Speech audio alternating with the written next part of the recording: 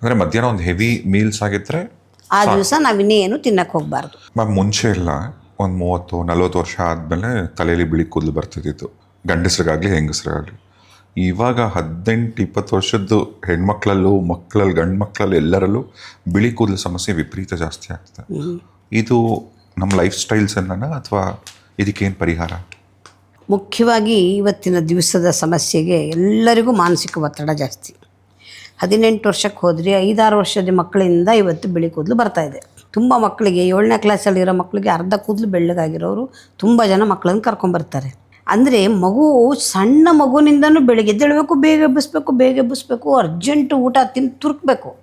ತಿನ್ಸೋದಲ್ಲ, ತುರ್ಕೋದು, literally ತುರ್ಕ್ಬಿಟ್ಟು ಅವ್ರನ್ನ ಸ್ಕೂಲ್ಗೆ 7 ಗಂಟೆಗೆ ಅಲ್ಲಿ ಬಸ್ ಸ್ಟಾಪಲ್ಲಿ ಬಿಡಬೇಕು, ವ್ಯಾನ್ ಹಚ್ಬೇಕು, ಬಸ್ ಹಚ್ಬೇಕು, ಫಜೀತಿಗಳು. ಆ ಮಕ್ಕಳಿಗೆ ಆಗ್ಲಿಂದನೇ ನಾವೆಲ್ಲ ಓದೋ ಕಾಲದಲ್ಲಿ ಗೌರ್ಮೆಂಟ್ ಸ್ಕೂಲ್ಗಳು ನಾವು ಓದ್ತಾ ಇದ್ದಿದ್ದು 10:15 ಗಂಟೆಗೋ 11 ಗಂಟೆಗೋ ಸ್ಕೂಲ್ ತೆಗಿತಾ ಇದ್ದಿದ್ದು ಬಾಗಿಲು. ಆರಾಮಾಗಿದ್ದು ಊಟ ಮಾಡ್ಕೊಂಡು ಹೊಟ್ಟೋಗ್ತಾ ಇದ್ವಿ. ಒಂದೇ ಸಲ ಒಂದು 10 ಗಂಟೆ ಊಟ ಮಾಡ್ಕೊಂಡು ಹೊಟ್ಟೋದ್ರೆ ಸಾಯಂಕಾಲ ತನಕ ನೆಮ್ಮದಿಯಾಗಿದ್ದು ಬರ್ತಾಯಿದ್ವಿ. ಅಂದರೆ ಆ ವಯಸ್ಸಿನಿಂದ ಮನಸ್ಸಿನ ಒತ್ತಡ ತುಂಬ ಜಾಸ್ತಿಯಾಗಿದೆ. ಅವಾಗೇನಾಗುತ್ತೆ, ಹಾರ್ಮೋನ್ಗಳಲ್ಲಿ ವ್ಯತ್ಯಾಸ ಶುರುವಾಗುತ್ತೆ. ಹೆಣ್ಮಕ್ಳಲ್ಲಾಗ್ಬೋದು, ಗಂಡು ಮಕ್ಕಳಲ್ಲಾಗ್ಬೋದು, ಹಾರ್ಮೋನ್ಗಳ ವ್ಯತ್ಯಾಸ ಆಗೇ ಆಗುತ್ತೆ. ಹಾಗಾಗಿ ಬೇರೆ ಎಲ್ಲವೂ ಕೂಡ ಅಲ್ಲೋಲ ಕಲ್ಲೋಲ. ಶರೀರದ ಯಾವ ಪ್ರಕ್ರಿಯೆಯೂ ಸರಿಯಾದ ಕಾಲಕ್ಕೆ ಸರಿಯಾಗಿ ಆಗ್ತಾ ಇಲ್ಲ ಇವತ್ತು. ಅದು ದೊಡ್ಡ ಸಮಸ್ಯೆ ಆಗಿರುವಂಥದ್ದು. ಎಲ್ಲರಿಗೂ ಮಕ್ಕಳಿಂದನೇ ಹಿಂಗೆ ಮಾಡಬೇಕು, ಓದು ಫುಲ್ ಟೆನ್ಷನ್ನು. ಮಕ್ಕಳು ಆಡೋಗೋಜಿಲ್ಲ, ಓಡೋಗೋಜಿಲ್ಲ, ಏನು ಮಾಡೋಗೋಜಿಲ್ಲ. ಸಾಯಂಕಾಲ ಸ್ಕೂಲಿಂದ ಬರ್ತಿದ್ದಾಗೇನೆ ಮೊದಲಿನ ಕಾಲಕ್ಕೆ ಬೀದಿ ತುಂಬ ಮಕ್ಕಳು ಕಿರ್ಚಾಡ್ತಾ ಇರೋರು, ಕೂಗಾಡ್ತಿರೋರು, ಆಟ ಆಡ್ತಾ ಇರೋರು. ಕತ್ಲಾಯಿತು ಅಂದಾಗ ಹಕ್ಕಿ ಪಕ್ಷಿಗಳು ಹೆಂಗೆ ಹೋಗಿ ಗೂಡಿಗೆ ಸೇರ್ಕೊಳತ್ತೆ, ಅವಾಗ ಮಕ್ಕಳೆಲ್ಲ ಒಳಗೆ ಬರ್ತಾಯಿದ್ರು. ಇವಾಗ ರಸ್ತೆಯಲ್ಲಿ ಯಾರು ಮಕ್ಕಳು ಆಡೋದು ಓಡೋದು ನೋಡಿದ್ದೀರಾ? ಎಲ್ಲೂ ಇಲ್ಲ, ಅವಕಾಶವೇ ಇಲ್ಲ. ಮತ್ತೊಂದು ಸಮಸ್ಯೆ ಅಂದರೆ ಮಕ್ಕಳನ್ನ ಆಚೆ ಬಿಡೋಕ್ಕಾಗಲ್ಲ, ಗಾಡಿಗಳ ಹಾವಳಿ. ವೆಹಿಕಲ್ ಬರ್ರ ಅಂತ ಹೋಗ್ತಾ ಇರುತ್ತವೆ, ಎಲ್ಲೂ ಮಕ್ಕಳನ್ನ ಆಚೆಗೆ ಧೈರ್ಯವಾಗಿ ಬಿಡೋಕ್ಕೂ ಆಗಲ್ಲ ಇವತ್ತು. ಹಾಗಾಗಿದೆ ಪರಿಸ್ಥಿತಿ. ಅದರಿಂದ ಕೂದಲಿಗೆ ಬೇಕಾದಷ್ಟು ಕಾರಣಗಳಿದೆ. ನಾವು ಉಪಯೋಗಿಸುವಂಥ ಎಲ್ಲ ನೀರು ಮಲಿನವಾಗಿ ಹೋಗಿದೆ. ಅದರಲ್ಲಿ ಬೇರೆ ರಾಸಾಯನಿಕಗಳೆಲ್ಲವೂ ಮಿಶ್ರಣವಾಗೇ ಬರ್ತಾಯಿದೆ. ಬೇಕಾದ್ದು ಬೇಡದ್ದು ಎಲ್ಲ ತುಂಬಿಕೊಂಡಿದೆ. ಅದು ಹೊಟ್ಟೆ ಒಳಗೆ ಬೇರೆ ಸಮಸ್ಯೆ ಆದರೆ ಮೇಲ್ಗಡೆಯಿಂದ ತಲೆಗೆ ಹಾಕಿ ಸ್ನಾನ ಮಾಡೋದು ನೀರಿನಲ್ಲಿ. ಅದು ಯಾವುದೋ ಊರಲ್ಲಿ ಮೊನ್ನೆ ಯಾವುದೋ ಪೇಪರಲ್ಲಿ ನೋಡಿದೆ, ಆ ಊರಲ್ಲಿರೋ ಗಂಡಸರಿಗೆ ಎಲ್ರಿಗೂ ತಲೆ ಒಳಗೋಗಿದೆಯಂತೆ ಒಂದು 3-4 ತಿಂಗಳೊಳಗೆ. ಇದು ಎಲ್ಲಿಗೆ ಹೋಗ್ತಾ ಇದ್ದೀವಿ ನಾವು ಅಂತಲೇ ಅರ್ಥ ಆಗ್ತಾಯಿಲ್ಲ. ಏನು ಮಾಡ್ತಾಯಿದ್ದೀವಿ ನಾವು ಇವತ್ತಿನ ದಿವಸ? ಏನೋ ದುಡಿಬೇಕು ಅನ್ನೋದ್ರಲ್ಲಿ ಓಡ್ತಾ ಇದ್ದೀವಿ. ಯಾರಿಗೂ ಗೊತ್ತಿಲ್ಲ ಎಲ್ಲಿ ಓಡ್ತಾ ಇದ್ದೀವಿ, ಯಾಕೆ ಓಡ್ತಾ ಇದ್ದೀವಿ, ಇನ್ನೆಷ್ಟು ದೂರ ಓಡಬೇಕು ಅನ್ನೋದು ಯಾರಿಗೂ ಗೊತ್ತಿಲ್ಲ. ಆ ಪರಿಸ್ಥಿತಿಗೆ ಬಂದಿದ್ದೀವಿ. ಹಾಗಾಗಿ ಈ ಕೂದಲಿಂದು ಒಂದು ಭಾಗ ಅಷ್ಟೇ ನಮಗೆ ಮೇಲೆ ಕಾಣಿಸ್ತಾ ಇರೋದ್ರಿಂದ ಒಳಗಿಂಥದ್ದು ಎಷ್ಟಾಗ್ತಾ ಇದೆ. ಹಾಗಾಗಿ ಅನಾರೋಗ್ಯಗಳು ತುಂಬ ಆಗಿರೋದು. ಇವತ್ತು ಆರೋಗ್ಯ ಅನ್ನುವಂಥದ್ದು ಮರೀಚಿಕೆ. ಮುಂಚೆ ಒಬ್ಬರ ಮನೆಯಲ್ಲಿ ಆಕಸ್ಮಿಕವಾಗಿ ಒಂದು ವರ್ಷದಲ್ಲಿ ಯಾರು ಒಬ್ಬರಿಗೆ ಒಂಚೂರು ವ್ಯತ್ಯಾಸ ಯಾವಾಗಲೂ ಬರ್ಬೋದಿತ್ತು. ಈಗ ಹಾಗಲ್ಲ. ಪ್ರತಿನಿತ್ಯದಲ್ಲಿ ಎಲ್ಲರ ಮನೆಯಲ್ಲೂ ಆರೋಗ್ಯದ ಏನಾದರೂ ಒಂದು ಸಮಸ್ಯೆ ಇದ್ದೇ ಇರುತ್ತೆ. ಹಾಗಾಗಿ ಇದನ್ನೆಲ್ಲ ನಾವು ತಪ್ಪಿಸೋ ಹಂತದಲ್ಲೇ ಇಲ್ಲ. ಹಾಗಾದ್ರೆ ಏನು ಮಾಡಬೇಕು? ನಮ್ಮ ಕೂದಲು ಹೀಗೆ ಉಳ್ಕೋಬೇಕಾದ್ರೆ, ನಮ್ಮ ಕೂದಲು ಹಾಳಾಗಬಾರ್ದು ಅಂದರೆ ಏನು ಮಾಡಬೇಕು ಅಂದರೆ, ನಾವು ಹೇಳೋದನ್ನು ನೀವೇನು ಮಾಡೋಕ್ಕೆ ಆಗಲ್ವೇ? ಟೆನ್ಷನ್ ಕಡಿಮೆ ಮಾಡ್ಕೊಳ್ಳಿ. ಯಾರಿಗಾಗತ್ತೆ? ಆಗಲ್ಲ. ಶುದ್ಧವಾಗಿರೋ ನೀರಲ್ಲಿ ತಲೆಗೆ ಸ್ನಾನ ಮಾಡಿ ಯಾರಿಗಾಗತ್ತೆ? ಆಗಲ್ಲ. ತಲೆಗೆ ಸ್ವಲ್ಪ ಎಣ್ಣೆ ಹಚ್ಚಬೇಕು, ನಾವು ಹಚ್ಚಲ್ಲ. ಯಾರೂ ಎಣ್ಣೆ ಹಚ್ಚಲ್ಲ. ಅಲ್ಲ, ತಲೆ ಎಣ್ಣೆ ಹಚ್ಚಬಾರ್ದು ಅಂತ ಹೇಳ್ತಾರೆ. ಹಚ್ಚಬೇಕು. ಹಿಂದೆ ಎಲ್ಲ ಹಚ್ತಾ ಇದ್ರು. ನಮ್ಮ ತಾಯಿಯವ್ರಿಗೆಲ್ಲ ಹೆಚ್ಚು ಕಮ್ಮಿ 65 ವಯಸ್ಸಾದ್ರೂ ಮೊಮ್ಮಕ್ಕಳಾದ್ರೂ ಎಲ್ಲರೂ ರೇಗಿಸೋರು. ಒಂದು ಕೂದಲಾದ್ರು ಬಿಳಿ ಕೂದಲು ಬರಬಾರ್ದು ಅಜ್ಜಿ ಅನ್ನಿಸ್ಕೊಳ್ಳೋಕ್ಕೆ ನೀನು ಅಂತ. ಅವ್ರಿಗೆ ಬಿಳಿ ಕೂದಲುಗಳು ಬಂದೇ ಇರಲಿಲ್ಲ. ಅವ್ರು 85 ವಯಸ್ಸಾದ್ಮೇಲೆ ಸಾಯುವಾಗ ಅಲ್ಲೊಂದು ಸ್ವಲ್ಪ ಇಲ್ಲೊಂದು ಸ್ವಲ್ಪ ಬಿಳಿ ಕೂದಲಿತ್ತು. ಯಾಕೆ? ಅವ್ರು ಹರಳೆಣ್ಣೆ ಪ್ರತಿ ವಾರ ಹಚ್ಚಿ ಸ್ನಾನ ಮಾಡೋರು, ನಮಗೂ ಮಾಡಿಸೋರು. ಹರಳೆಣ್ಣೆ ತುಂಬ ಬಳಕೆ ಮಾಡ್ತಾಯಿದ್ರು. ಪ್ರತಿನಿತ್ಯದಲ್ಲಿ ಕೊಬ್ಬರಿ ಎಣ್ಣೆ ಉಪಯೋಗ ಮಾಡ್ತಿದ್ರು. ಅಲ್ಲ, ಕೆಲವು ಡಾಕ್ಟರ್ಸ್ ಹೇಳ್ತಾರೆ ತಲೆಯಲ್ಲಿ ಆಲ್ರೆಡಿ ಆಯಿಲ್ ಜಿಡ್ಡಿನಂಶ ಇರುತ್ತೆ. ಹಾಗಾದ್ರೆ ಹಿಂದಿನವ್ರು ಮೂರ್ಖರ? ಹಚ್ಚುತ್ತಿದ್ರಲ್ವ, ಅವ್ರ ಕೂದಲು ಚೆನ್ನಾಗಿತ್ತಲ್ವ, ಅವ್ರ ಕೂದಲೇ ಉದುರುತ್ತಿರ್ಲಿಲ್ವಲ್ಲ, ಅವ್ರೇನು ಪೆದ್ರ? ಹಾಗಾರೆ ಖಂಡಿತ ಎಣ್ಣೆ ಹಚ್ಚೋದು ಕೇವಲ ಕೂದಲು ಬೆಳೆಸ್ಕೊಳ್ಳೋಕ್ಕೆ ಅಂತ ಅಷ್ಟೇ ಅಲ್ಲ. ಕಣ್ಣಿಗೆ ಚೆನ್ನಾಗಿ, ಕಣ್ಣಿನ ದೃಷ್ಟಿ ಚೆನ್ನಾಗಿರಬೇಕು ಅಂದರೆ ತಲೆಗೆ ಎಣ್ಣೆ ಚೆನ್ನಾಗಿ ಹಚ್ಚೋದನ್ನು ಅಭ್ಯಾಸ ಇಟ್ಕೋಬೇಕು. ಕಣ್ಣಿಗೆ ಕನ್ನಡಕ ಬರಬಾರ್ದು ಅಂದರೆ ತಲೆಗೆ ಎಣ್ಣೆಯನ್ನು ಹಚ್ಚಬೇಕು. ಎಷ್ಟೋ ಜನಕ್ಕೆ ಕಣ್ಣಿನ ಸಮಸ್ಯೆಗೆ ಬಂದರೆ ನಾವು ಕೆಲವು ತೈಲ ಮಾಡಿದ್ದೀನಿ, ಅದನ್ನು ಕೊಟ್ಟು ತಲೆಗೆ ಹಚ್ಕೊಳ್ಳಿ, ನೆತ್ತಿಗೆ ಹಚ್ಕೊಂಡು ಸ್ನಾನ ಮಾಡಿ ಅಂತೀನಿ. ಟ್ರೀಟ್ಮೆಂಟ್ ಕಣ್ಣಿಗೆ ಕೊಡೋದು ನೆತ್ತಿಗೆ ಎಣ್ಣೆ. ಎಲ್ಲ ಇಂಟರ್ಲಿಂಕ್. ಹೌದು, ಕಣ್ಣಿಗೆ ಅಂದರೆ ಕಣ್ಣಿಗೆ ಹಾಕ್ಬೇಕಂತಿಲ್ಲ, ಆ ರೀತಿ ಎಲ್ಲ ಸಮಸ್ಯೆಗಳು ಬರುತ್ತೆ.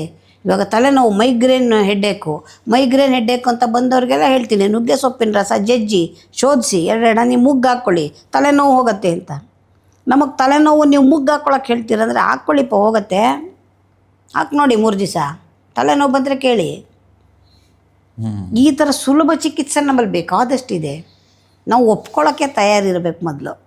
ನಮ್ಗೆ ಅದೇ ಇಲ್ಲ, ಇದಕ್ಕಾದ್ರೂ ಹಂಗೆ ಆಗುತ್ತೆ ಹಿಂಗೂ ಆಗುತ್ತೆ. ಅವ್ರು ಯಾರಿಗೋ ಒಬ್ರಿಗೆ ಯಾವುದೋ ಒಂದು ತರಕಾರಿ ಜ್ಯೂಸ್ ಕುಡಿಯೋಕ್ಕೆ ಹೇಳಿದೆ, ಅವ್ರಿಗೇನೋ ಸಮಸ್ಯೆ ಅಂದರು ಅಂತ. ಏನು ಸೈಡ್ ಎಫೆಕ್ಟ್ ಇಲ್ವಾ ಮೇಡಮ್? ಸ್ಟೆರಾಯ್ಡ್ಸ್ ಕೊಟ್ರೆ ನುಂಗ್ಬಿಡ್ತೀವಿ, ತುಂಬ ಖುಷಿಯಾಗಿ, ಏನು ಭಯವೇ ಇಲ್ದಿರ ನುಂಗ್ತೀವಿ. ಸ್ಟೆರಾಯ್ಡ್ಸ್ ಕೊಟ್ಟರೆ ತರಕಾರಿ ಜ್ಯೂಸ್ ಕುಡೀರಿ ಅಂದರೆ ಸೈಡ್ ಎಫೆಕ್ಟ್ ಇಲ್ವಾ ಅಂತ ಕೇಳ್ತಾರೆ. ಏನು ಮಾಡೋದು ಹಿಂಗಿದ್ದಾಗ? ದಿನನಿತ್ಯ ತಿನ್ನೋ ಆಹಾರದ ಮೇಲೆ ನಮಗೆ ವಿಶ್ವಾಸ ಇಲ್ಲ, ನಂಬಿಕೆ ಇಲ್ಲ. ಇದು ಇವತ್ತು ದೊಡ್ಡ ಸಮಸ್ಯೆ ಆಗಿರುವಂಥದ್ದು. ಸೊ ತಲೆಗೆ ಹರಳೆಣ್ಣೆ, ಕೊಬ್ಬರಿ ಎಣ್ಣೆ ಹಚ್ಬೋದು? ಖಂಡಿತ ಹಚ್ಬೋದು. ಅಲ್ಲ, ಅವರ ಆಯಾ ಪ್ರಾಂತ್ಯಕ್ಕೆ ತಕ್ಕನಾಗಿ. ಈಗ ಹೇರ್ ಫಾಲ್ ಆಗ್ತಿರತ್ತಲ್ಲ, ಅದನ್ನು ತಡಿಬೇಕು ಅಂದರೆ? ಅಲ್ಲ, ಇದೇ ಕಾರಣ. ನಾನು ಹೇರ್ ಫಾಲ್ ಆಗೋದಕ್ಕೆ ಮತ್ತು ಬೆಳ್ಳಗಾಗೋದಕ್ಕೆ ಕಾರಣಗಳಿಗೋಸ್ಕರ ಹೇಳಿದೆ. ಅದಕ್ಕೆ ಅನುಗುಣವಾಗಿ ಅವರ ದೇಹ ಪ್ರಕೃತಿಗೆ ಅನುಗುಣವಾಗಿ ತುಂಬ ಉಷ್ಣ ಶರೀರದ ಇರತಕ್ಕಂಥವ್ರಿಗೆ ಸ್ವಲ್ಪ ತಂಪಾಗಿರುವಂಥ ಒಂದು ಎಣ್ಣೆಯನ್ನು ಕೊಡಬೇಕಾಗತ್ತೆ. ತುಂಬ ಶೀತ ಇರತಕ್ಕಂಥವ್ರಿಗೆ ಸ್ವಲ್ಪ ಉಷ್ಣಾಂಶ ಇರತಕ್ಕಂಥ ಎಣ್ಣೆಯನ್ನು ಕೊಡಬೇಕಾಗತ್ತೆ. ಆ ಎಣ್ಣೆಗೆ ಕೆಲವು ಮೂಲಿಕೆಗಳನ್ನು ಹಾಕಿ ಮಾಡಬೇಕಾಗತ್ತೆ. ಈ ಥರ ಎಲ್ಲ ಇರುತ್ತೆ ಸಮಸ್ಯೆ ಅಂತ ಬಂದಾಗ. ನಾನಿದು ಜನರಲೈಸ್ ಮಾಡಿ ಹೇಳಿದ್ದು. ಹರಳೆಣ್ಣೆ, ಕೊಬ್ಬರಿ ಎಣ್ಣೆ ಅದು ಎಲ್ಲರೂ ಬಳಸೋ ಅಂಥದ್ದು. ಮತ್ತು ಇನ್ನೇ ತಮಿಳ್ನಾಡು ಕಡೆ ಎಳ್ಳೆಣ್ಣೆ ಜಾಸ್ತಿ ಬಳಸ್ತಾರೆ. ಅವ್ರ ತಲೆಗೆಲ್ಲ ಅಭ್ಯಂಗಕ್ಕೆ ಎಳ್ಳೆಣ್ಣೆನೇ ಉಪಯೋಗ ಮಾಡ್ತಾರೆ. ಮಂಗಳೂರು ಕಡೆ ಹೋದರೆ ಬರೀ ಕೊಬ್ಬರಿ ಎಣ್ಣೆನೇ ಉಪಯೋಗ ಮಾಡ್ತಾರೆ. ನಾವು ಈ ಕಡೆ ಮೈಸೂರು, ಮಂಡ್ಯ ಈ ಕಡೆ ಪ್ರಾಂತ್ಯದವರೆಲ್ಲ ಹರಳೆಣ್ಣೆಯನ್ನು ಬಳಕೆ. ಮತ್ತು ಆಯಾ ಜಾಗಕ್ಕೆ ತಕ್ಕನಾಗೆ ಅದು ಅಭ್ಯಾಸ ಆಗಿರುತ್ತೆ. ನಾರ್ತ್ ಇಂಡಿಯಾಗೆ ಹೋಗ್ಬಿಟ್ರೆ ಎಲ್ಲದಕ್ಕೂ ಸಾಸಿವೆ ಎಣ್ಣೆ ಉಪಯೋಗಿಸ್ತಾರೆ. ಅದೆಲ್ಲನೂ ಅದು ಯಾವುದೋ ಒಗ್ಗಿರುತ್ತೆ ಅದನ್ನು ಉಪಯೋಗ ಮಾಡಿ. ಈಗ ಹೇರ್ ಫಾಲ್ನ ಹೇಗೆ ತಡಿಬೋದು? ಹೇರ್ ಫಾಲನ್ನು ತಡಿಬೇಕು ಅಂದರೆ ಕೇವಲ ಎಣ್ಣೆ ಹಚ್ಚೋದ್ರಿಂದ ಒಂದರಿಂದನೇ ಸಾಧ್ಯ ಇಲ್ಲ. ಅದಕ್ಕೆ ಬೇಕಾಗುವಂಥ ಪೋಷಣೆಗೆ ಒಂದು 4-5 ಐಟಮ್ ಹೇಳ್ತೀನಿ. ಅದನ್ನು ಪ್ರತಿನಿತ್ಯ ಸೇವನೆ ಮಾಡಬೇಕು. ಮತ್ತು ತುಂಬ ಒಳ್ಳೆಯದು ಅಂತ ತುಂಬ ತಿನ್ನೋದಲ್ಲ. ನಾವು ಎಷ್ಟು ಹೇಳ್ತೀವೋ ಅಷ್ಟೇ ತಿನ್ನಬೇಕು. ಪ್ರತಿನಿತ್ಯ ರಾತ್ರಿ ಮಲಗೋಕ್ಕೆ ಮುಂಚೆ 1 ಅಂಜೂರ, ಒಣಗಿರೋ ಅಂಜೂರ, 1 ಖರ್ಜೂರ, 8 ಒಣ ದ್ರಾಕ್ಷಿ, 2 ಬಾದಾಮಿ. 1 ಅಂಜೂರ, 1 ಖರ್ಜೂರ, 2 ಬಾದಾಮಿ, 8 ಒಣ ದ್ರಾಕ್ಷಿ ಇಷ್ಟು ನೀರಲ್ಲಿ ಹಾಕಿ ಚೆನ್ನಾಗಿ ತೊಳೆದ್ಬಿಟ್ಟು ನೀರನ್ನು ಚೆಲ್ಬಿಡ್ಬೇಕು. ಚೆಲ್ಬಿಟ್ಟು ಸ್ವಲ್ಪನೇ ನೀರು ಹಾಕಿ ಮುಚ್ಚಿಡಬೇಕು.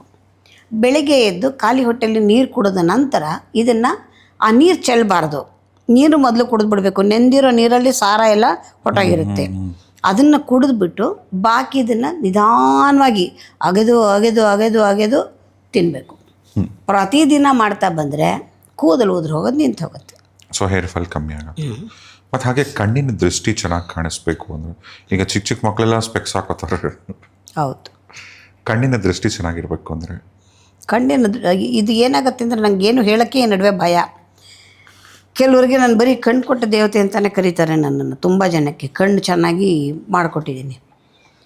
ಹೇಳೋಕ್ಕೆ ಯಾಕೆ ಭಯ ಅಂದರೆ ನಾನು ಕರ್ಬೇವಿನ ಸೊಪ್ಪನ್ನು ಬಳಕೆ ಮಾಡಿ ಅಂತ ಹೇಳ್ತೀನಿ. ಕರ್ಬೇವಿನ ಸೊಪ್ಪು ಹುಳ ಹೊಡಿಬಾರ್ದು ಅಂತ ಚೆನ್ನಾಗಿ ಔಷಧ ಸ್ಪ್ರೇ ಮಾಡಿರ್ತಾರೆ.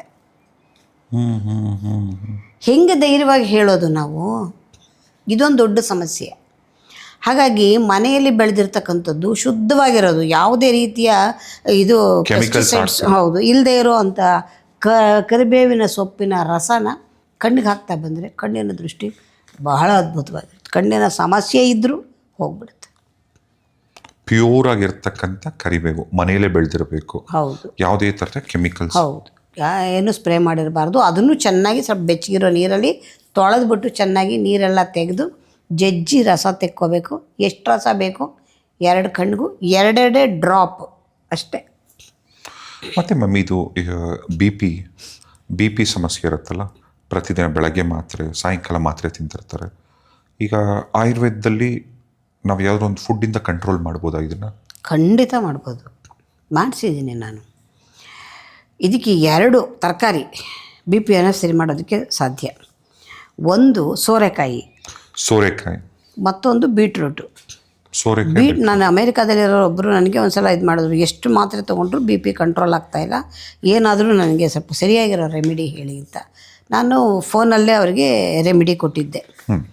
ಆ ರೆಮಿಡಿನಲ್ಲಿ ಅವ್ರಿಗೆ ಬೀಟ್ರೂಟ್ ರಸನ ನೀವು ತಪ್ಪಿಸ್ದಿರ 48 ದಿವಸ ಕುಡಿಬೇಕು. ಒಂದು ದಪ್ಪ ಬೀಟ್ರೂಟ್ ಆದರೆ ಅರ್ಧ ಸಾಕು ಒಂದು ದಿವಸ, ಸಣ್ಣ ಗಾತ್ರದ್ದಾದರೆ ಒಂದು.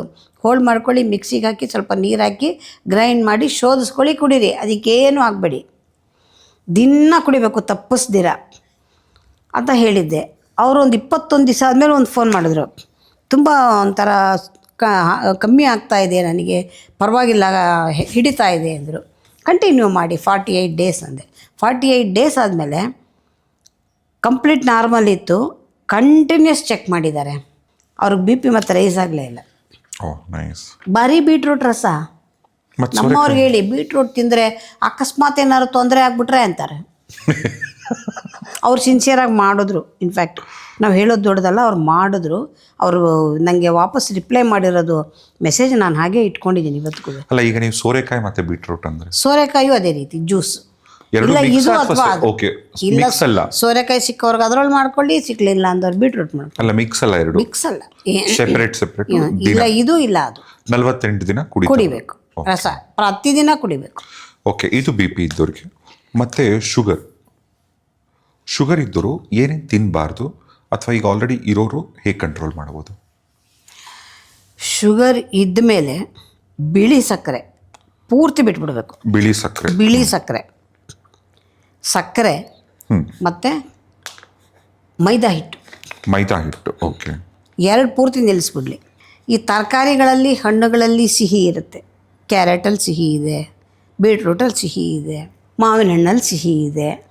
ಇದೆಲ್ಲನೂ ತಿನ್ಬೋದು. ಇವೆಲ್ಲ ಸಿಹಿ, ಸಕ್ಕರೆ ಅಲ್ಲ. ಸಿಹಿಯೇ ಬೇರೆ, ಸಕ್ಕರೆಯೇ ಬೇರೆ. ಸಕ್ಕರೆ ಮ್ಯಾನ್ ಮೇಡ್. ಸಕ್ಕರೆಗೆ ಮೂಲ ದ್ರವ್ಯ ಕಬ್ಬು. ಕಬ್ಬಿನ ಹಾಲು ಕುಡೀರಿ, ಏನೂ ಆಗಲ್ಲ. ಕಬ್ಬಿನಲ್ಲಿ ಮಾಡಿರ್ತಕ್ಕಂಥ ಸಕ್ಕರೆ ತಿನ್ನಬೇಡಿ. ಯಾಕೆ ಅಂದರೆ ಪ್ರೋಸೆಸ್ಸಲ್ಲಿ ಬಳಸುವಂಥ ಪದಾರ್ಥಗಳು ತೊಂದರೆ ಮಾಡುವಂಥದ್ದು. ನನಗೆಲ್ಲೋ ಒಂದು ಸರಿ ಯಾರೋ ಹೇಳಿದ್ದು ಓದಿದ್ದು ನೆನಪು, ಸಕ್ಕರೆಗೆ ಮೂಳೆಗಳೆಲ್ಲ ಹಾಕ್ತಾರಂತ. ಹೌದು, ಬ್ಲೀಚ್ ಮಾಡೋದಕ್ಕೆ ಅಂತ. ಬ್ಲೀಚ್ ಮಾಡೋಕ್ಕೆ ಅದು ಏನೇನು ಹಾಕ್ತಾರೋ, ಹೇಗೆ ಮಾಡ್ತಾರೋ, ಒಟ್ಟಿನಲ್ಲಿ ಆ ಪ್ರೋಸೆಸ್ಸಲ್ಲಿ ಬರ್ತಕ್ಕಂಥ ದ್ರವ್ಯಗಳೆಲ್ಲನೂ ಕೂಡ ತೊಂದರೆಯನ್ನು ಮಾಡುವಂಥದ್ದು. ಹಾಗಾಗಿ ಅದನ್ನು ಬಿಡಬೇಕಷ್ಟೇ, ಬೇರೆ ಏನೂ ಬಿಡಬೇಕಾಗಿಲ್ಲ. ಕಂಟ್ರೋಲಲ್ಲಿ ಹೇಗೆ ಇಡ್ಬೋದು? ಕಂಟ್ರೋಲಲ್ಲ, ಬಿಟ್ಬಿಡ್ಬೇಕು. ಹಾಂ, ಅಲ್ಲ, ಈಗ ಸಕ್ಕರೆಗೆ ಮತ್ತು ಓಕೆ, ಈಗ ಆಲ್ರೆಡಿ ಶುಗರ್ ಇರೋರಿಗೆ ಏನು ಟ್ರೀಟ್ಮೆಂಟು? ಶುಗರ್ ಇರೋರಿಗೆ ಹೇಗೆ ಕಂಟ್ರೋಲ್ ಮಾಡ್ಕೊಳ್ಳೋದು ಅಂದರೆ ಅದಕ್ಕೂ ನಾನೆಲ್ಲ ನೇಚರಲ್ಲಿ ಇರೋದೇ ಹೇಳೋದು, ಬೇರೆ ಏನು ಹೇಳೋದೇ ಇಲ್ಲ. ಮಾವಿನೆಲೆ ಎಲ್ಲರಿಗೂ ಎಲ್ಲ ಕಾಲದಲ್ಲೂ ಸಿಕ್ಕತ್ತೆ, ಹೌದಾ? ಮಾವಿನೆಲೆ, ನೇರಳೆ ಎಲೆ ಅಥವಾ ನೇರಳೆ ಬೀಜ ಸಿಕ್ಕಿದ್ರೂ ಒಳ್ಳೆಯದು. ಸಿಕ್ಕಲಿಲ್ಲ ಅಂದರೆ ಎಲೆಯೇ ಆಗುತ್ತೆ, ತೊಂದರೆ ಇಲ್ಲ. ಅದ್ರ ಜೊತೆಗೆ ಉಪ್ಪು ನೇರಳೆ ಗಿಡ ಅಂತ ಹೇಳ್ತೀವಿ. ಈ ರೇಷ್ಮೆ ಹುಳ ಸಾಕೋದಿಕ್ಕೆ ಉಪಯೋಗಿಸ್ತಾರಲ್ಲ, ರೇಷ್ಮೆ ಮಲ್ಬರಿ, ಆ ಉಪ್ಪನೇರಳೆ ಹಣ್ಣಿನ ಗಿಡದ ಎಲೆ ಸಿಕ್ಕಿದ್ರೆ ಅದು ಉಪಯೋಗಿಸ್ಕೊಳ್ಳಿ. ಇನ್ನು ಮುಸ್ಕಿನ ಜೋಳದಲ್ಲಿ ಮೇಲ್ಗಡೆ ಒಂಥರ ಸಿಲ್ಕ್ ಥರ ಎಳೆ ಬರುತ್ತೆ, ಅದನ್ನೆಲ್ಲರೂ ತೆಗೆದು ಬಿಸಾಕ್ತೀವಿ. ಅದನ್ನು ದಿನ ಒಂದಷ್ಟು ಯಾರು ಗಾಡಿನಲ್ಲಿ ಇರ್ತಾರಲ್ಲ ಅವರಲ್ಲೆಲ್ಲ ಗುಡ್ಡೆ ಹಾಕ್ಕೊಂಡಿರ್ತಾರೆ, ಅವ್ರ ಹತ್ರ ಸುಮ್ಮನೆ ಇಸ್ಕೊಂಬಂದರೂ ಆಯಿತು. ದಿನ ಅದೊಂದು ಚೂರು ಇದೆಲ್ಲ ಹಾಕಿ ಚೆನ್ನಾಗಿ ಕುದಿಸ್ಬಿಟ್ಟು ಶೋಧಿಸ್ಕೊಂಡು ಕುಡಿಯೋದು. ಸದಾ ಇದನ್ನು ಮಾಡ್ತಾ ಬಂದರೆ ಯಾರ ಮನೆಯಲ್ಲಿ ತಂದೆ ತಾಯಿಗಳಿಗೆ ಸಕ್ಕರೆ ಕಾಯಿಲೆ ಇರುತ್ತೆ, ಅವರು ಇವಾಗಿಂದನೇ ಮಾಡ್ತಾಯಿದ್ರೆ ಮುಂದೆ ಸಕ್ಕರೆ ಕಾಯಿಲೆ ಬರಲ್ಲ. ಯಾರಿಗಾಗಲೇ ಸಕ್ಕರೆ ಕಾಯಿಲೆ ಇದೆ ಅವ್ರು ಮಾಡ್ಕೊಂಡು ಕುಡಿತಾ ಇದ್ರೆ ಅದು ಯಾವುದೇ ಕಾರಣಕ್ಕೂ ಜಾಸ್ತಿ ಉಲ್ಬಣ ಆಗಲ್ಲ. ಸೊಲ್ಯೂಷನ್ ಮಾವಿನೆಲೆ, ನೇರಳೆ ಬೀಜ, ಜೋಳದಲ್ಲಿ ಹೊರಗಡೆ ಇರ್ತಕ್ಕಂಥದ್ದು ಅದು ಸಿಲ್ಕ್ ಥರ ಅದು, ಆಮೇಲೆ ಮತ್ತೆ ರೇಷ್ಮೆದು ಎಲೆ, ಇದನ್ನ ನೀರಿಗೆ ಹಾಕಿ ಚೆನ್ನಾಗಿ ಕುದಿಸಿ ಆ ನೀರು ಕುಡಿಯೋದು. ಓಕೆ, ನೆಕ್ಸ್ಟ್ ಮ್ಯಾಮ್, ಈಗ ಥೈರಾಯ್ಡ್. ಮುಂಚೆ ಎಲ್ಲ ಇದೊಂದು ಯಾರಿಗೋ ಇರೋದು ಅನ್ಸುತ್ತೆ, ಈಗ ಥೈರಾಯ್ಡ್ ಅಂತೂ ವಿಪರೀತ. ಹೌದು, ಥೈರಾಯ್ಡ್ ತುಂಬ ಆಗ್ಬಿಟ್ಟಿದೆ. ಗಂಡಸರಲ್ಲೂ ಬರುತ್ತೆ, ಹೆಂಗಸರಲ್ಲೂ ಬರುತ್ತೆ, ಎಲ್ರಿಗೂ ಇರುತ್ತೆ. ಇದೊಂಥರ ಅವೆಲ್ಲ ಮಾಮೂಲು ಅನ್ನೋ ಥರ. ಹಿಂದೆ ನೆಗಡಿ ಕೆಮ್ಮು ಹೆಂಗೆ ಮಾಮೂಲು ಅನ್ನೋಂಗಿರ್ತಿತ್ತೋ ಯಾವಾಗಲೂ ಸೀಸನಲ್ಲಿ ಒಂದ್ಸಲ ಬಂದೋಗುತ್ತೆ ಅಂತ, ಇದು ವರ್ಷವೆಲ್ಲ ಜೊತೆಲೇ ಇರೋ ಅಂಥದ್ದು. ನನಗೆ ಇನ್ನೊಂದು ಡೌಟು ಮ್ಯಾಮ್, ಥೈರಾಯ್ಡ್ ಇದ್ದವರಿಗೆ ಟ್ಯಾಬ್ಲೆಟ್ಸ್ ಎಲ್ಲ ಕೊಡ್ತಾರಲ್ಲ ರೆಗ್ಯುಲರ್ ಆಗಿ, ಅದರ ಅರ್ಥ ಏನು? ಥೈರಾಯ್ಡ್ ಕಮ್ಮಿ ಆಗಬೇಕು ಅಂತ ತಾನೆ? ಕಂಟ್ರೋಲಲ್ಲಿ ಇಟ್ಕೊಳ್ಳೋಕ್ಕೆ, ಅದು ಏರು ವಿಪೇರು ಆಗಬಾರ್ದು. ಅದು ಒಂದೇ ಸಮನೆ ಆಗ್ತಾನೆ ಇರುತ್ತಾ? ಜನ್ಮ ಎಲ್ಲ ತೊಗೊಳಕ್ಕೆ ಹೇಳ್ತಾರೆ ಅವ್ರು. ಹಾಂ, ನಮ್ಮಲ್ಲಿ ಬಂದವರು 3 ತಿಂಗಳಲ್ಲಿ ಕಂಪ್ಲೀಟ್ ಕಂಟ್ರೋಲ್ ಮಾಡ್ಕೊಡ್ತೀವಿ. ಏನು ಥೈರಾಯ್ಡ್ ಇದ್ದವ್ರಿಗೆ ಏನು ಮಾಡಿ? ಥೈರಾಯ್ಡ್ ಇದ್ದವ್ರಿಗೆ ಏನೂ ಮಾಡಬೇಕಾಗಿಲ್ಲ. ಕೊತ್ತಂಬರಿ ಬೀಜ ದಿನ ರಾತ್ರಿ ನೆನೆಸೋದು, ಬೆಳಗ್ಗೆ ನೀರು ಕುಡಿಯೋದು. ಧನಿಯಾ, ಧನಿಯಾನ ನೀರಲ್ಲಿ ಹಾಕೋದು ರಾತ್ರಿ 1 ಸ್ಪೂನು. ಫಸ್ಟು ಒಂಚೂರು ನೀರು ಹಾಕಿ ಚೆನ್ನಾಗಿ ತೊಳೆದು ನೀರು ಚೆಲ್ಬಿಡೋದು. ಹಾಂ, ಆಮೇಲೆ 1 ಲೋಟ ನೀರಿಗೆ 1 ಚಮಚ ಧನಿಯಾ, ದೊಡ್ಡ ಚಮಚದಲ್ಲಿ 1 ಚಮಚ ಹಾಕಿ ಮುಚ್ಚಿಡೋದು. ಬೆಳಗ್ಗೆ ಎದ್ದು ಶೋಧಿಸ್ಕೊಳ್ಳೋದು, ಆ ನೀರು ಕುಡಿಯೋದು. ಅದನ್ನು ಆ ಕಾಳು ಬಿಸಾಕೋದು, ಬಿಸಾಕಿ. ಇಲ್ಲಾಂದರೆ ಅದನ್ನು ಇನ್ನೊಂದು ಸಲ ನೆನೆ ಹಾಕಿ ರಾತ್ರಿ 1 ಸಲ ಕುಡೀರಿ, ಆಮೇಲೆ ಬಿಸಾಕಿ. ಅದರೊಳಗೆ ಏನೂ ಇರಲ್ಲ. ಹಾಂ, ಅದನ್ನು ಪೌಡ್ರ್ ಮಾಡಿ ಕುಡಿಯೋದು ಏನು ಬೇಡ? ಏನೂ ಇರಲ್ಲ, ಸತ್ವ ಎಲ್ಲ ನೀರಿಗೆ ಬಂದುಬಿಟ್ಟಿರುತ್ತೆ. ಹಾಂ ಹಾಂ. ಮತ್ತು ಈಗ ಹೆಣ್ಮಕ್ಳಲ್ಲಿ PCOD ಸಮಸ್ಯೆ, ಇದನ್ನು ಕೂಡ ಕ್ಯೂರ್ ಮಾಡ್ಕೊಬೋದಾ? ಖಂಡಿತ. ನಮ್ಮಲ್ಲಿ ಬಂದವರು ಎಷ್ಟು ಜನ ಕ್ಯೂರ್ ಆಗಿದ್ದಾರೆ. ನಾನು ಮಾಡಿ ತೋರಿಸಿರೋದನ್ನ ಮಾಡಿ ನೋಡಿನೇ ಮಾಡಿಕೊಂಡೆ ಬೇಕಾದಷ್ಟು ಜನ ಚೆನ್ನಾಗಾಗಿದ್ದಾರೆ. ಸುಮಾರು ಜನ ಹೇಳ್ತಾರೆ, ನಾವು ನಿಮ್ಮ ಶೋನಿಂದಲೇ ಸುಮಾರು ಕಾಯಿಲೆ ವಾಸಿ ಮಾಡ್ಕೊಂಡಿದ್ದೀವಿ ಅಂತ. ನಿಮಗೆ ಎಷ್ಟು ಪುಣ್ಯ ಸಿಕ್ಕಿರತ್ತಲ್ಲ ಮ್ಯಾಮ್? ಪುಣ್ಯ ಸಿಕ್ಕತ್ತೋ ಬಿಡುತ್ತೋ, 4 ಜನಕ್ಕೆ ಅನುಕೂಲ ಆಗ್ತಾಯಿದೆ, ಅದೇ ಸಾಕು. ಯಾಕೆಂದರೆ ಮನುಷ್ಯ ಹುಟ್ಟಿದ ಮೇಲೆ ಭೂಮಿಗೆ ಭಾರವೂ ಆಗಬಾರ್ದು, ಅನ್ಯರಿಗೆ ತೊಂದರೆಯೂ ಆಗಬಾರ್ದು, ಹಾಗೆ ಬದುಕೋದೇ ಧರ್ಮ. ಅದರಲ್ಲಿ ಏನೋ ಒಂಚೂರು ಭಗವಂತ ಅವಕಾಶ ಕೊಟ್ಟಿದ್ದಾನೆ, ಮಾಡ್ಕೊಳ್ತಾ ಇದ್ದೀವಿ ಅಷ್ಟೇ. PCODಗೆ PCODಗೆ ಯಾಕೆ ಈ PCOD ಸಮಸ್ಯೆ ಇವತ್ತು ಜಾಸ್ತಿ ಆಗಿದೆ ಅಂದರೆ, ಯಾವಾಗ ಮೆಚೂರ್ ಆಗ್ತಾರೆ ಆವಾಗ ಏನು ಮಾಡಬೇಕು ಅದನ್ನು ಮಾಡ್ತಾಯಿಲ್ಲ ಜನ. ಅದನ್ನು ಬಿಟ್ಟು ಬೇರೆ ನಾವು ಆಮೇಲೆ ಎಲ್ಲ ಕಡೆ ಹುಡುಕಾಡೋದು, ಅಲ್ದಾಡೋದು, ಪರದಾಡ್ತಾ ಇದ್ದೀವಿ. ಅದಕ್ಕೆ ಏನು ಮಾಡಬೇಕು ಅಂದರೆ, ಕೇವಲ ಚೆನ್ನಾಗಿ ಕಪ್ಪು ಎಳ್ಳು ಕ್ಲೀನಾಗಿ ಶುದ್ಧಿ ಮಾಡಿ ಚೆನ್ನಾಗಿ ಹುರಿದು ಪುಡಿ ಮಾಡಿ ಅದನ್ನು ಬೆಲ್ಲದ ಜೊತೆಯಲ್ಲಿ ಪ್ರತಿದಿನ 1-2 ಚಮಚದಷ್ಟು ಸೇವನೆ ಮಾಡಬೇಕು. ಕಪ್ಪು ಎಳ್ಳು ಮತ್ತು ಬೆಲ್ಲ ಎಳ್ಳನ್ನು ಹುರ್ಕೊಳ್ಳೋದು, ಬೆಲ್ಲ ಜೊತೆಗೆ ಸೇವಿಸೋದು. ಇದನ್ನು 16 ದಿವಸ ತಿಂದುಬಿಟ್ರೆ ಲೈಫ್ ಟೈಮ್ನಲ್ಲಿ ಅವ್ರಿಗೆ ಇನ್ನೂ ಪೀರಿಯಡ್ ಸಮಸ್ಯೆ ಬರಲ್ಲ. ಓಕೆ, ಇದು ಪೀರಿಯಡ್ ಸಮಸ್ಯೆ ಇದ್ದರೆ? ಹೌದು. ಓಕೆ. PCODಗೂ ಇದೆ ಔಷಧ. ಪೀರಿಯಡ್ಸ್ ಆಗದೆ ಇರೋದೇ ಇವತ್ತು ದೊಡ್ಡ ಸಮಸ್ಯೆ, ತುಂಬ ಸಮಸ್ಯೆ. ಇದನ್ನೇ ಮಾಡಬೇಕು. ಮಾಡ್ತಾ ಬಂದಿದ್ದೆ ಆದರೆ ಒಂದು 21 ದಿವಸ ತೊಗೋಬೇಕು, ಒಂದು 8 ದಿವಸ ಗ್ಯಾಪ್ ಬಿಡಬೇಕು, ಮತ್ತೊಂದು 21 ದಿವಸ ತೊಗೋಬೇಕು, 8 ದಿವಸ ಗ್ಯಾಪ್ ಬಿಡಬೇಕು. ಈ ಥರ 3 ಸೈಕಲ್ ತೊಗೊಂಡ್ರೆ ಅವ್ರ ಪೀರಿಯಡ್ಸಲ್ಲಿ ಏನೂ ಸಮಸ್ಯೆನೇ ಬರೋಲ್ಲ. ಮತ್ತು ಈಗ ಗಂಡು ಮಕ್ಕಳಲ್ಲಿ ಬರ್ತಕ್ಕಂಥ ಈ ಟೆಸ್ಟೋಸ್ಟೆರಾನ್ ಹಾರ್ಮೋನ್ ಏನಿರುತ್ತಲ್ಲ, ಈಗ ವೀರ್ಯಾಣುಗಳ ಸಂಖ್ಯೆ ಕಡಿಮೆ ಆಗೋದು, ಇದಕ್ಕೆ ಮನೆ ಮದ್ದು ಅನ್ನೋದಾದರೆ? ಖಂಡಿತ ಇದೆ, ಒಳ್ಳೆ ಮನೆ ಮದ್ದೇ ಹೇಳ್ತೀನಿ. ಉದ್ದಿನ ಕಾಳು, ಕಪ್ಪು ಬಣ್ಣದ ಕಾಳು, ಉದ್ದಿನ ಕಾಳು ತರಬೇಕು. ಅದನ್ನು ಏನು ಮಾಡಬೇಕು, ಚೆನ್ನಾಗಿ ರಾತ್ರಿ ನೆನೆಸ್ಬೇಕು. ರಾತ್ರಿ ನೆನೆಸಿ ಬೆಳಗ್ಗೆ ಎದ್ದರೆ ಅದು ನೆಂದಿರುತ್ತೆ, ಬೇಯಕ್ಕಿಡಬೇಕು, ಬೇಯಿಸಬೇಕು.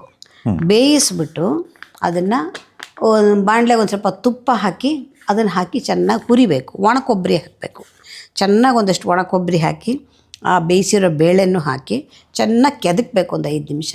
ಆಮೇಲೆ ಬೆಲ್ಲ ಸೇರಿಸ್ಬೇಕು. ಒಳ್ಳೆ ಹಲ್ವಾ ಥರ ಆಗುತ್ತೆ, ಒಳ್ಳೆ ರುಚಿಯಾಗಿರುತ್ತೆ. ಇದನ್ನು ಮಾಡಿಟ್ಕೊಂಡು ಪ್ರತಿದಿನ 2 ಚಮಚ ತಿಂತಾ ಬರಬೇಕು. ಬಹುಶಃ ದೇವರು ತಾನು ಎಲ್ಲ ಕಡೆ ಇರೋಕ್ಕಾಗಲ್ಲ ಅಂತಾನೆ ಒಂದು ಹೆಣ್ಣಿನ ರೂಪದಲ್ಲೋ ಒಂದು ವೈದ್ಯರ ರೂಪದಲ್ಲೋ ಭಗವಂತ ಇರ್ತಾನೆ. ಆ್ಯಂಡ್ ನೀವು ವಿಶೇಷವಾಗಿ ಆಯುರ್ವೇದಿಕ್ ಡಾಕ್ಟ್ರ್, ನೀವು ಮನೆ ಮದ್ದಿಂದನೇ ಎಷ್ಟೋ ಕಾಯಿಲೆಗಳನ್ನ ವಾಸಿ ಮಾಡಿದ್ರ, ಎಷ್ಟೋ ಜನರ ಜೀವನ ಬದಲಾಯಿಸಿದ್ರ.